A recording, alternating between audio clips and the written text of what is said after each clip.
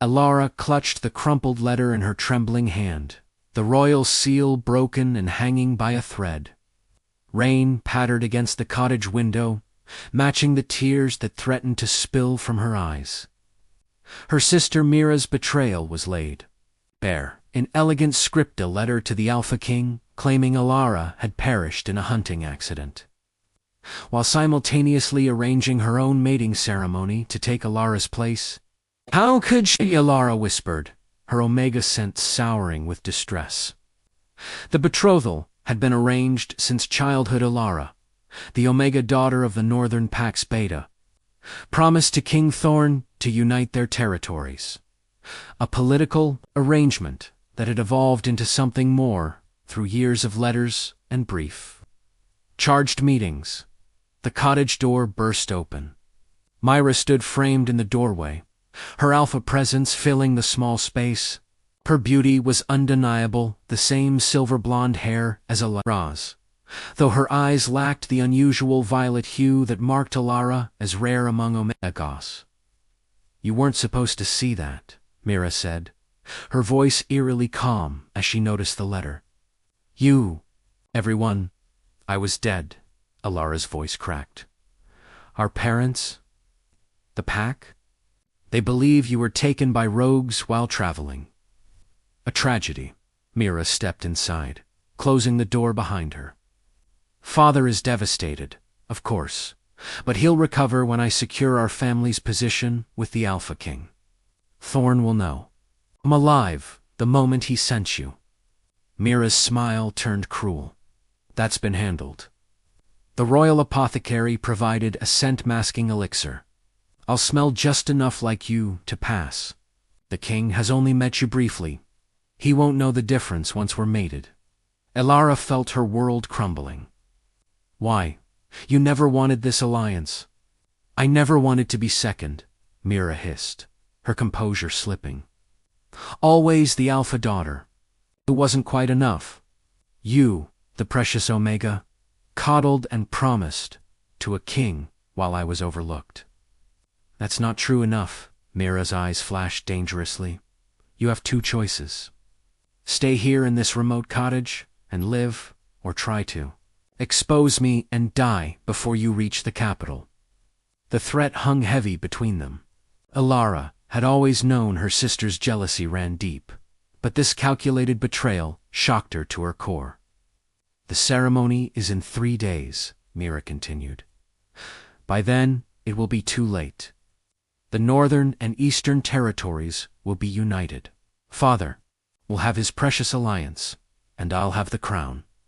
She tossed a small bag onto the table. "Enough provisions for a week.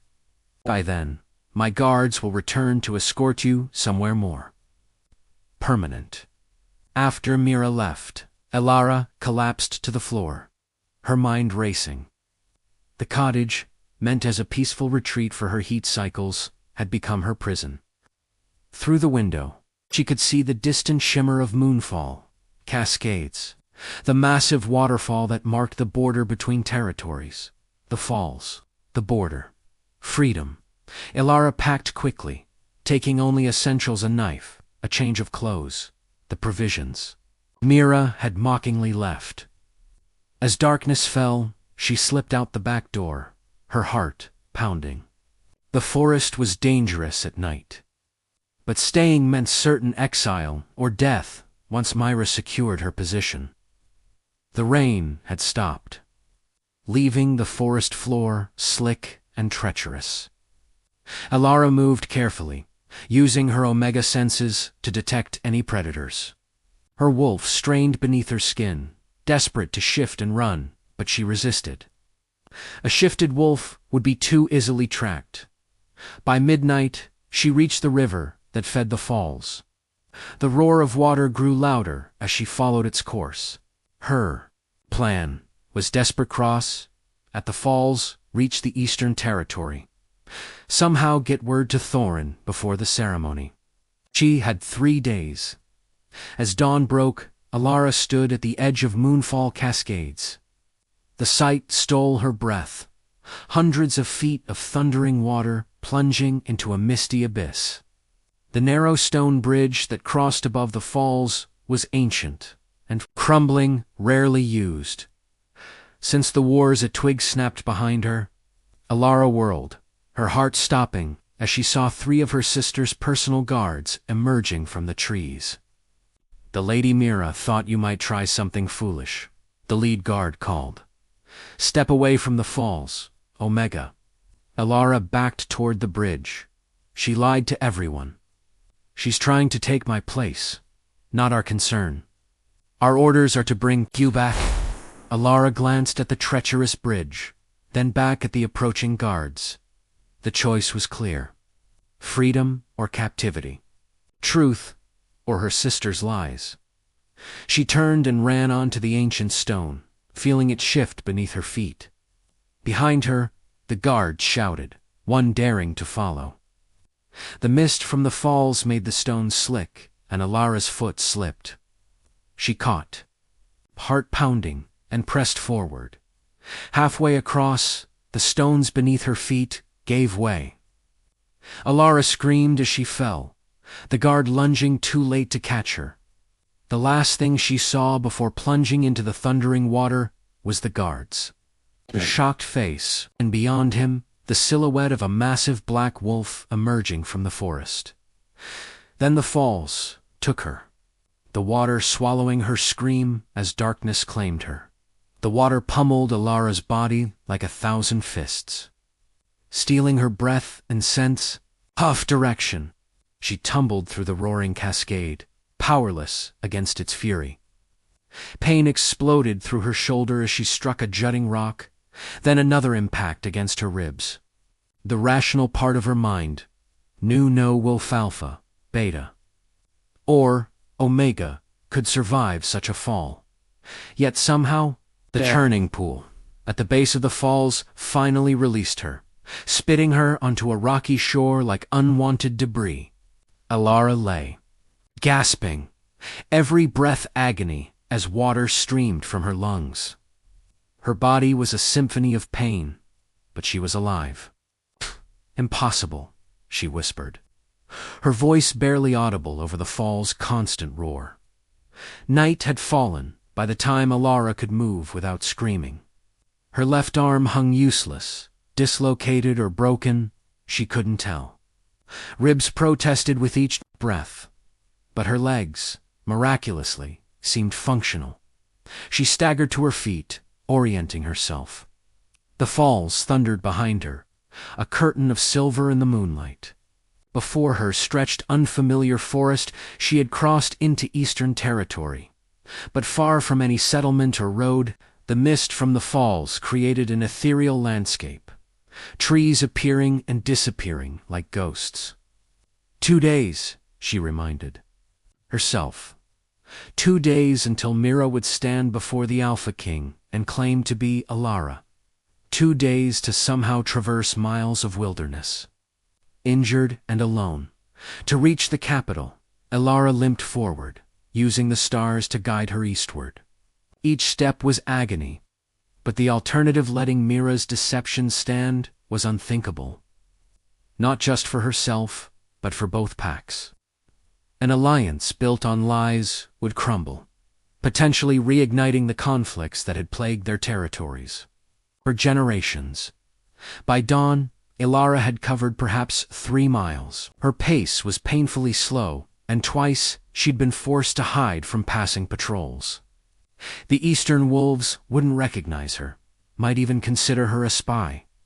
Without proper introduction or escort, she risked being imprisoned before ever reaching. Thorn. The rising sun brought no warmth. Alara shivered, her clothes still damp, her body temperature dangerously low. Wolves ran hotter than humans, but injury and exposure were taking their toll. She needed shelter, food, and to reset her shoulder. A hollow tree provided temporary refuge. Alara gathered her courage, braced her shoulder against the inside wall, and pushed. The pop of joint returning to socket echoed through the forest, followed by her muffled scream. She bit through her lip, tasting blood, but the worst pain subsided to a manageable throb. 1 step closer, she whispered, wrapping her arm with strips torn from her undershirt as midday approached. The mist from the falls still clung to the forest, creating a dreamlike quality to her surroundings. Elara found herself disoriented, the landmarks shifting in the fog. Was she still heading east? The sun was hidden, the stars gone. She pressed on, trusting her instincts. A new scent cut through the damp forest air smoke. Civilization. Hope surged through Elara as she altered her course, following the promising aroma. Perhaps she could find help, a horse. Faster passage to the capital. The small hunting cabin appeared through the mist like a mirage. Elara approached cautiously, scenting the air. One occupant, male, alpha, recently departed, the smoke from his fire still rising, but no fresh scent trail. She hesitated, only briefly before her desperation won out. Inside, the cabin was sparse, but offered treasures: dried meat, clean water, a rough map pinned to the wall. Elara devoured a small portion of food, studied the map, and discovered she was farther off course than she'd feared. The mist had led her southeast, away from the capital. No, she whispered, despair threatening to overwhelm her. I can't fail now. A sound outside froze her in place. Footsteps approaching, the cabin's owner returning. Elara looked frantically for escape, finding only a small window at the back. Too small for a human, but perhaps... She stripped quickly, ignoring the pain, and called her wolf forward. The shift was excruciating with her injuries, bones breaking and reforming, but her wolf form was smaller, more agile. Silver-white fur replaced pale skin, violet eyes remained the same. She leaped for the window just as the cabin door swung open.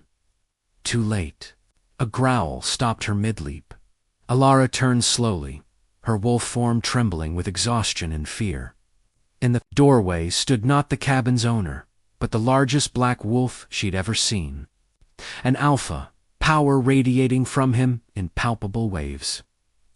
His scent hit her like a physical blow-pine smoke, and something uniquely male that made her omega instincts sing in recognition. The Alpha King, Thorn. His massive form blocked the only exit. Those intelligent golden eyes studied her, recognition flickering in their depths.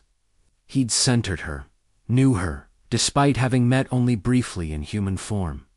Elara whined softly, her wolf instinctively submitting to his dominance while her human mind raced. Why was he here, so far from the capital? Had he somehow learned of Mira's deception? The black wolf approached slowly, circling her injured form. Elara held perfectly still, hope and fear warring within. Brr, when his muzzle gently nudged her injured shoulder. She couldn't suppress a yelp of pain. The Alpha King stepped back, then shifted. The transformation was fluid, powerful, revealing a man as imposing as his wolf. Tall and muscled, with raven hair in those same penetrating golden eyes. He grabbed a blanket, wrapping it around his waist, before speaking. Shift back, Omega. You're injured, and we need to talk. Elara hesitated. Shifting again would be agony, and in human form, she would be even more vulnerable. But refusing an Alpha King's direct command was unthinkable. The shift back was worse, drawing a scream from her as bones realigned. When it was done, she lay naked and shaking on the cabin floor, curled protectively around her injuries. Thorn draped another blanket over her before kneeling at her side. Elara of the Northern Pack, he said, his deep voice surprisingly gentle. Reportedly taken by rogues 3 days ago. Yet here you are, injured and fleeing through my territory. His eyes narrowed. Why does your sister wear your scent and prepare to take your place in our mating ceremony? Thorn watched the injured Omega carefully, noting every wince and shallow breath. Her scentolalic and fresh snow with an undercurrent of something uniquely her was unmistakable. Despite being muted by pain and fear, this was undoubtedly Elara, the Omega he'd been corresponding with for years. The woman he'd met only 3 times, yet felt inexplicably drawn to. "How did you know?" Elara asked, her voice barely above a whisper. Thorn moved to the cabin's small hearth, stoking the fire to warm her chilled body. "Your last letter. You mentioned visiting your favorite retreat near Moonfall Cascades before our ceremony." He poured water into a cup, adding herbs from a pouch at his belt. "Then yesterday, a messenger arrived claiming you'd been taken by rogues while traveling the northern road the opposite direction from the falls. He helped her sit up enough to drink the herbal mixture. It didn't align with what you'd told me. Small detail, but enough to raise suspicion. So you came looking for me?" Disbelief colored her tone. "I followed my instincts." Thorn's expression darkened. "When I reached the Northern Territory border, I caught your sister's scent. It was ... wrong. Similar to yours, but artificially so, like a poor counterfeit. I knew then something was amiss." Elara sipped the bitter medicine, warmth slowly returning to her limbs. "She's been planning this for months. The scent elixir, the false reports of my death. She wants your crown, not you. And you nearly died escaping her." His golden eyes flashed with anger. "I saw you fall from the bridge. No one could have survived that. Yet here I am." A ghost of a smile touched her lips. "Here you are." Something softened in his expression. "Proving yourself far more interesting than our formal meetings suggested." Thorn examined her injuries with gentle hands, his touch clinical yet somehow intimate. The dislocated shoulder had been reset, but poorly. Her ribs were bruised, possibly cracked. Numerous cuts and abrasions marked her pale skin. "You need a healer," he said finally. "What I need is to stop my sister before she destroys everything." Elara struggled to sit up further. "The ceremony is still 2 days away and can be postponed." Thorn's voice carried the unmistakable authority of an Alpha King. "Your health comes first. You don't understand? This isn't just about me or the ceremony. Mira has always resented our pack's traditions, our alliances. If she gains power through deception, she won't." The certainty in his voice gave Elara pause. "I've already sent word to my most trusted guards to detain any who claim to be you until I return." Relief washed over her, followed quickly by concern. "My father believes I'm dead or captured. He'll be devastated. Then we should remedy that misconception." Thorn rose, gathering supplies from around the cabin. "This place belongs to my head tracker. He stocks it well for emergencies." He prepared a poultice for her worst wounds, his large hands surprisingly deft. As he worked, Elara studied him, the Alpha King. She'd been promised to since childhood, but barely knew. His letters had revealed intelligence and dry humor beneath the formal language of diplomacy. In person, he radiated power, tempered with unexpected gentleness. "Why did you come yourself?" she asked suddenly. "You could have sent guards, trackers." Thorn's hands paused momentarily. "Would you believe instinct again? For a woman you've met only 3 times?" His golden eyes met hers. 3 formal meetings, yes. But 5 years of letters. "I know your mind, Elara, even if I'm still learning." "Your face," he resumed, bandaging her arm. "Something in those letters made me believe you were worth finding myself." The admission hung between them, more intimate than his touch on her skin. "Rest," he finally said. "We'll leave at first light." Elara wanted to protest, to insist they travel immediately, but exhaustion dragged at her. The herbal mixture he'd given her contained something to dull pain and induce sleep. She realized too late as her eyelids grew heavy. Underhanded, Alpha, she murmured. His chuckle was the last thing she heard before darkness claimed her. Dawn broke with unusual clarity. The mist that had shrouded the forest finally lifting. Thorn had spent the night alternating between watching over Alara and patrolling the perimeter. Now he returned with fresh game, rabbit-skinned and ready for cooking. Alara was awake, sitting wrapped in blankets by the fire. The rest had done her good. Color had returned to her cheeks, and her scent was stronger, clearer. "You drugged me," she accused, "without heat." "I helped you rest," he countered, setting about preparing their meal. "There's a difference." Semantics, but she smiled. A genuine expression that transformed her face from merely beautiful to breathtaking. They ate in companionable silence. The simple meal, more satisfying than any royal feast. As Alara finished, she noticed Thorn studying a map spread on the cabin's small table. "We're here," he indicated a spot southeast of the falls. "The capital is a 2-day journey on foot, but I've arranged an alternative." His finger traced a path to a small marking. "There's an outpost, half a day's walk from here. My personal guard will meet us with horses." "You planned thoroughly for someone following an instinct," Alara observed. A rare smile crossed his face. "I'm still a king. Planning is what I do." They departed within the hour, Thorn carrying what few supplies they needed. He set a pace, mindful of her injuries, yet still making good time through the forest.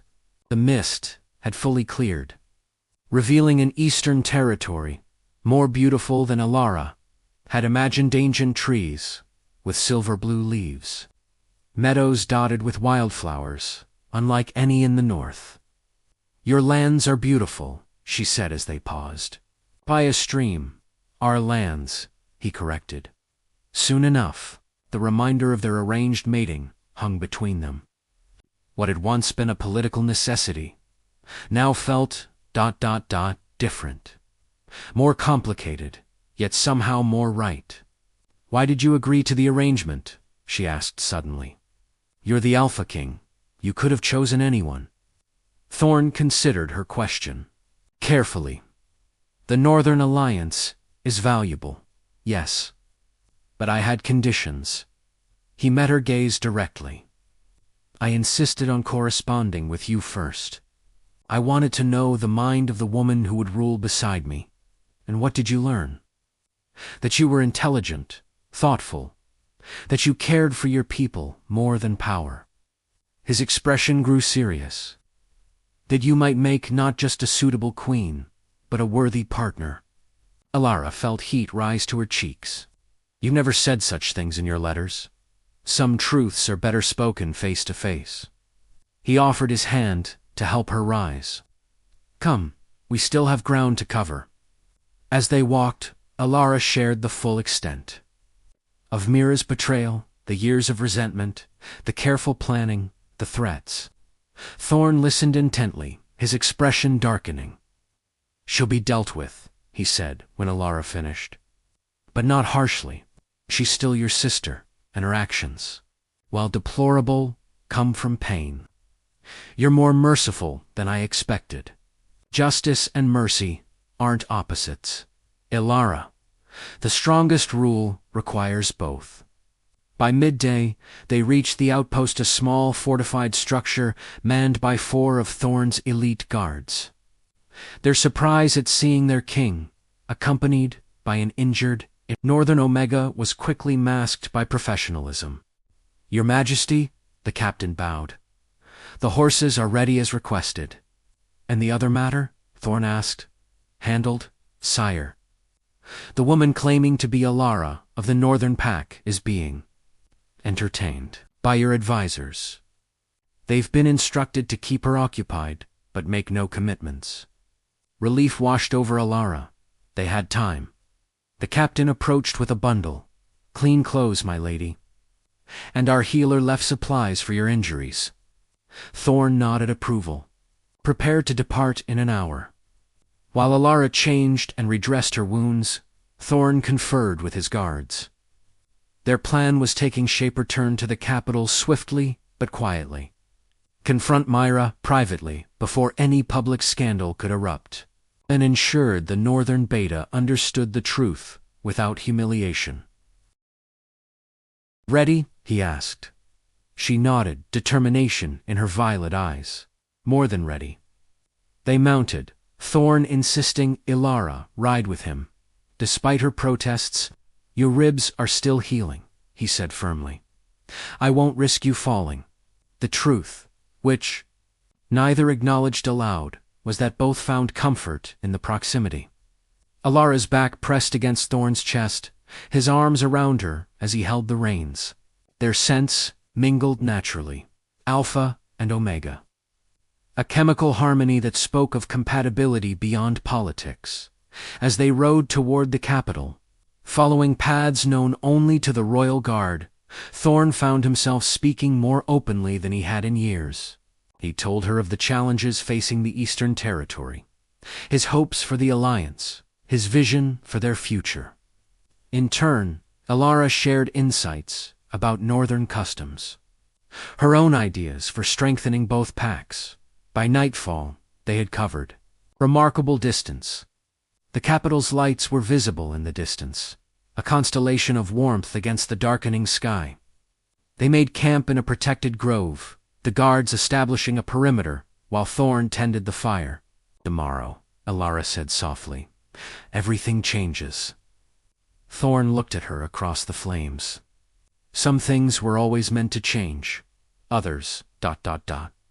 Double quotes, his golden eyes held hers. Others, perhaps, were always meant to be. The unspoken truth hung between them, that what had begun as political arrangement had become something neither had anticipated. Something real. The royal palace rose before them, white stone gleaming in the morning sun. Alara felt her heart race as they approached not through the main gates, but a hidden entrance in the eastern wall. Thorn's plan was precise and unannounced. Confront Mira privately, then present the truth to Alara's father, who had arrived the previous day for the ceremony. "Are you ready?" Thorn asked as they dismounted in a secluded courtyard. Alara straightened her borrowed clothes, wincing slightly at the pull on her healing ribs. "I've been ready since the moment I escaped that cottage." The Alpha King's personal quarters were accessed through a series of discreet corridors, allowing them to move through the palace unseen. Guards posted at strategic locations ensured their path remained clear. Thorn led Alara with a protective hand at the small of her back, his presence both reassuring and commanding. "Mira is being kept occupied by my advisors in the Eastern Solar," he explained in a low voice. "Your father is resting in the diplomatic wing, believing the ceremony preparations are proceeding normally. And when he sees us both..." Alara couldn't keep the worry from her voice. "The truth will be undeniable." Thorn's confidence steadied her. No scent elixir can withstand direct comparison. They paused outside ornate double doors. Beyond them, Alara could detect her sister's sense, similar to her own, but sharper, with artificial notes that any wolf with keen senses would recognize as false. "Let me speak first," Thorn said. "She doesn't know I found you," Alara nodded, steeling herself for the confrontation. The doors swung open at Thorn's gesture, revealing a sunlit room where Myra sat, surrounded by royal advisors. She wore clothes, her hair styled in Alara's preferred manner. But the deception seemed painfully obvious now. Mira rose gracefully, a practiced smile on her face. "My king, I wasn't expecting." The words died as she saw Alara standing beside Thorn. The color drained from her face. "Impossible," she whispered. The advisors exchanged confused glances, scenting the air and registering the presence of two nearly identical women, whose accent matched her appearance. Another whose scent carried artificial undertones. "Leave us," Thorn commanded. The advisors bowed and departed swiftly, closing the doors behind them. Silence stretched between the three of them, heavy with unspoken accusations. Mira recovered first, her alpha nature asserting itself in the face of exposure. "You should have stayed dead," she hissed at Alara. "It would have been better for everyone." "Better for whom, Mira? For our pack? For the Alliance?" Alara stepped forward, her voice steady despite the emotion churning within her. "Or just for you? You never deserved this." Mira gestured around the opulent room. "Always the precious Omega, given everything while I fought for recognition." "I never asked for any of it," Alara countered.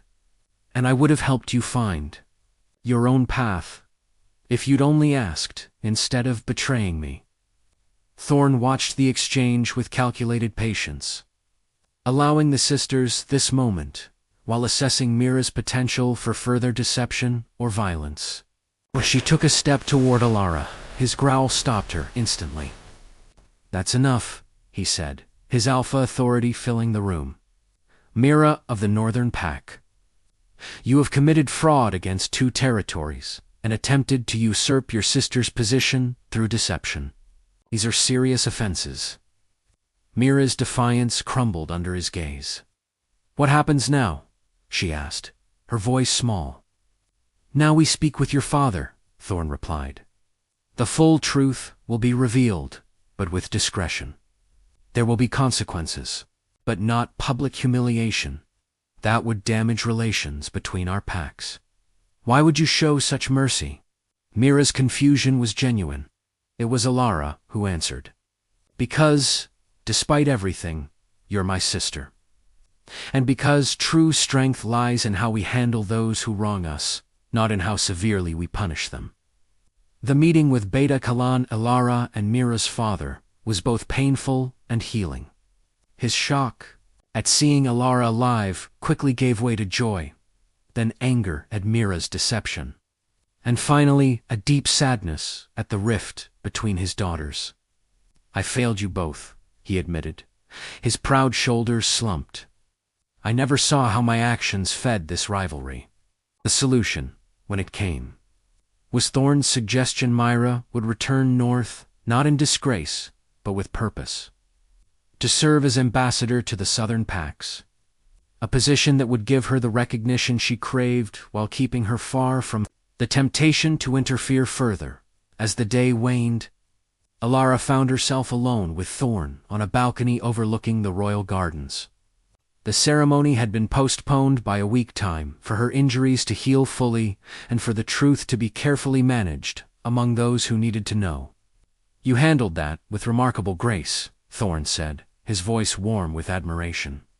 "I had a good example to follow." She turned to face him.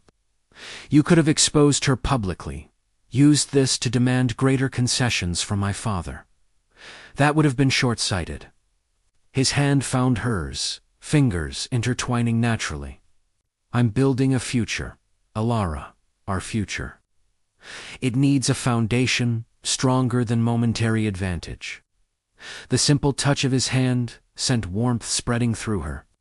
This close, his scent enveloped her, that intoxicating blend of pine, smoke, and alpha power that had first caught her attention at the cabin.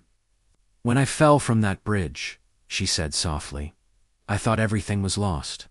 My place, my future, my chance to know you, beyond formal letters. And now I realize something I couldn't see before." Alara met his golden gaze directly. "I wasn't just running from Mira's betrayal. I was running toward something, too."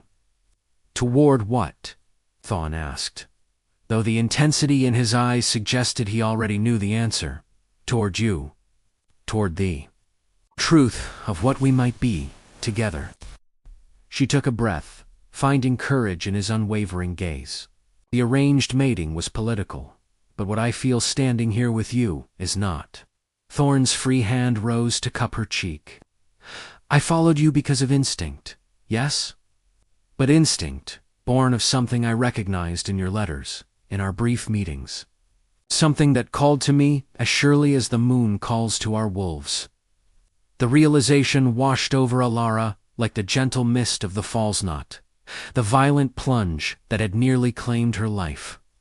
But the soft caress that followed, he had been found. Not just physically rescued from the falls, but found in the deepest sense seen, known, valued for exactly who she was. The ceremony will proceed as planned, Thorn said, his thumb tracing the curve of her cheek.